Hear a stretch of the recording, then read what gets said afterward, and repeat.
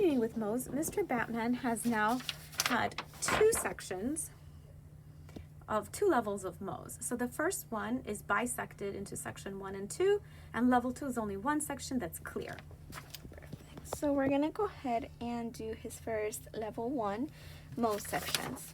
So in this case, they found some more tumor on one of the sections out of 2.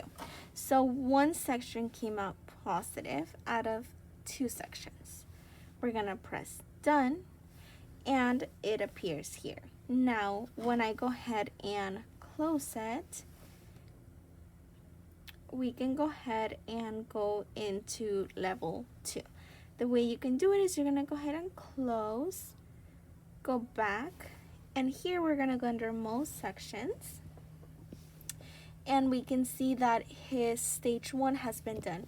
Now we're gonna execute stage 2 because Dr. Kormeili would go back in to remove that tumor that was found on section 2.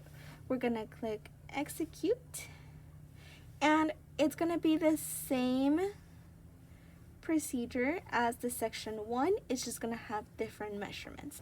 So you'll see that the initial dimensions from this level 2 will automatically get transferred, and you want to also make sure that you are taking a photo of the opening from section 1.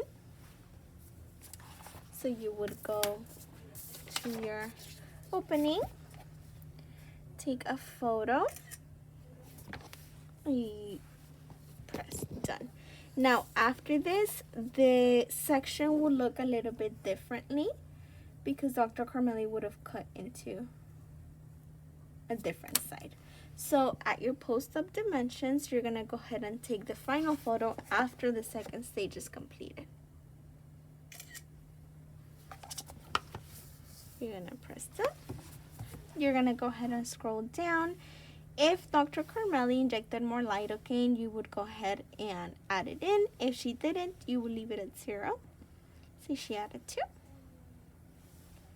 And we're gonna go ahead and change electro to mono. Again, these little details are super important to have the most accurate note. And right here, we're also gonna grab our Mohs section. So now we know that Mr. Batman came back clear after level 2 out of 1 section. So the Mohs section are gonna be 0 positive out of 1. That's how you do it, and you're gonna go ahead and press done. And now we can execute his repair.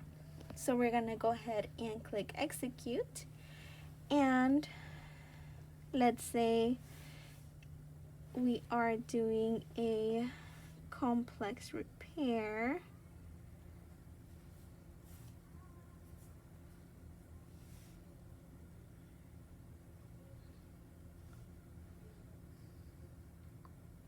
Okay. And now we're gonna go ahead and the status will be performed. Again, the same location gets transferred all throughout your note, which is what we want. And the initial dimensions are still transferred. The pre-op dimensions would be the final dimensions that you would put here onto your sheet, which is the dimensions before the closure. Okay, so you would go ahead and you do it at the end. Yes. Okay. Pre-op, take a photo of the final opening.